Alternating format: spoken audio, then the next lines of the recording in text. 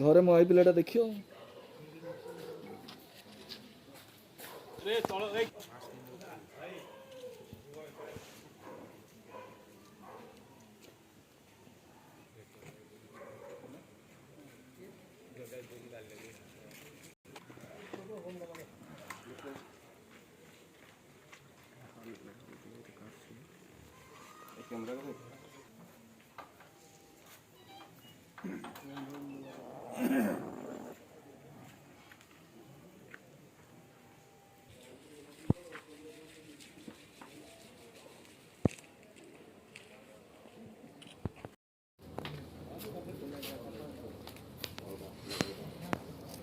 पानी पी करे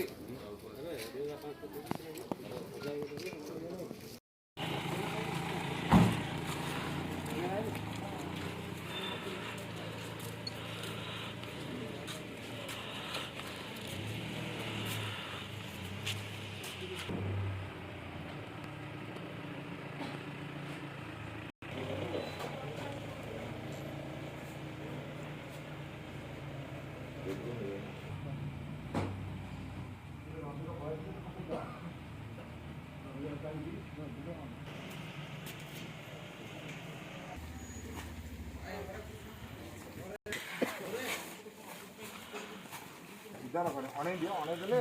पछटा भी खाली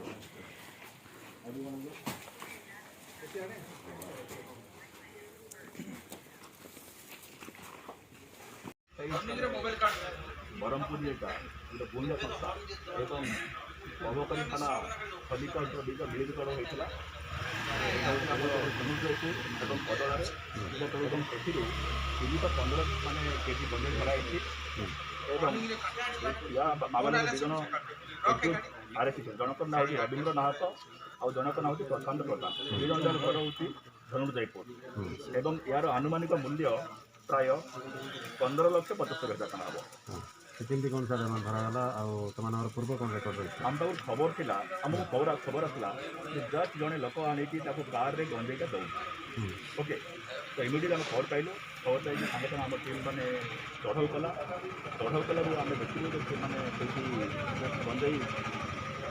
हाँ गंजेई रखिंट जो आम आम टीम जाए माड़ पैकिंग माने से अंडर माने पैकिंग करते माने से जो पैकिंग माने मेसिन टाइप जबरदस्त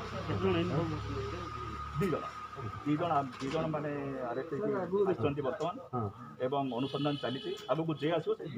पुराना रेकर्ड रही सर हाँ एम पुराना रेकर्ड अच्छी आगुरी भी एम कर कौन कर बेले बेले सूरत को माने गंजे पार करती एम कंधमाल जिलूर गंजे आणती आणिकी से ओडिशार बाहर जिला को एवं ओडिशा बाहर चालान करती प्रशांत प्रधान जनक ना पुणा केस अच्छी गंजे चालान यहाँ हूँ आउट पर कहीदे आमर अबकारी कमिशनर आशीष कुमार सिंह एवं जिलापाल विजय अमृत कुलांगे पूरा निर्देश अच्छी जे गंजा जो मैंने इलिगल ट्रांसपोर्ट कर भितर कठोर कार्यानुष्ठान ग्रहण कर राजेंद्र भत्रा और मो हूँ excise deputy commissioner southern division Brahmapur आबर अबकारी कमिशनर श्री आशीष कुमार सिंह एवं जिलापाल गंजाम विजय अमृत कोलांग निर्देश क्रमे विश्वसूत्र खबर पाई आज भोर 5टा बेलू धनुर्जयपुर अंडर कदला पीएस थाना अंडल में आम चढ़ाऊ करूँ चढ़ाऊ जना पड़ा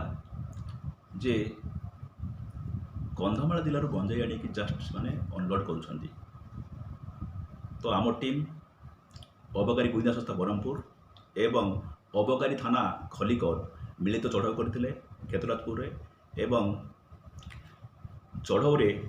315 केजी गंजाई जबत होती दी जन आसामी जनक ना रवींद्र नाहक आउ जनक ना हूँ प्रशांत प्रधान गिरफ होती एवं यही गंजाईर आनुमानिक मूल्य हूँ 15,75,000 आम अबकारी कमिशनर को निर्देश अच्छी जो मैंने गंजाई चोरा चालान करुँच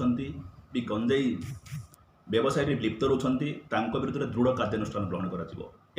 चढ़ाऊ आगक जारी रही सर कोठू धरा पड़ा गंजे कोड के नौतले ए माने धनुर्जय एटा होची धनुर्जयपुर अंडर कदला पीएस ସେଠି ଧରାପଡ଼ିଛି। ଏମାନେ କନ୍ଧମାଳ ଜିଲ୍ଲାରୁ ଗଞ୍ଜେଇ ଆଣିକିରି ଓଡ଼ିଶାର ବିଭିନ୍ନ ଜିଲ୍ଲାକୁ ପାର କରନ୍ତି ଏବଂ ଓଡ଼ିଶା ବାହାରକୁ ମଧ୍ୟ ଚାଲାଣ କରନ୍ତି। ଏବଂ ଏ ଭିତରୁ ଜଣେ ହେଉଛି ପ୍ରଶାନ୍ତ ପ୍ରଧାନ, ସିଏ ହେଉଛି ତା ବିରୁଦ୍ଧରେ ଆଗରୁ ମଧ୍ୟ ଅବକାରୀ ମାନେ NDPS ଆକ୍ଟରେ ତା ବିରୁଦ୍ଧରେ ଗଞ୍ଜେଇରେ କେସ୍ ହେଇଛି। କେତେ ଜଣ ଧରା ପଡ଼ିଛନ୍ତି? ବର୍ତ୍ତମାନ 2 ଜଣ ଧରାପଡ଼ିଛନ୍ତି। ୟାଙ୍କ ବ୍ୟତୀତ ଆଉ କିଏ ପଛରେ ରହିକି କାରବାର କରୁଛନ୍ତି? ଯେଉଁମାନେ ବି ଅଛନ୍ତି ଇନଭେଷ୍ଟିଗେସନ୍ ଜଣାପଡ଼ିବ, ଯେଇ କେହି ଥାଉ ତାଙ୍କ ବିରୁଦ୍ଧରେ ମାନେ ଦୃଢ଼ କାର୍ଯ୍ୟାନୁଷ୍ଠାନ ଗ୍ରହଣ କରି ସେମାନେ ଗିରଫ ହେବେ।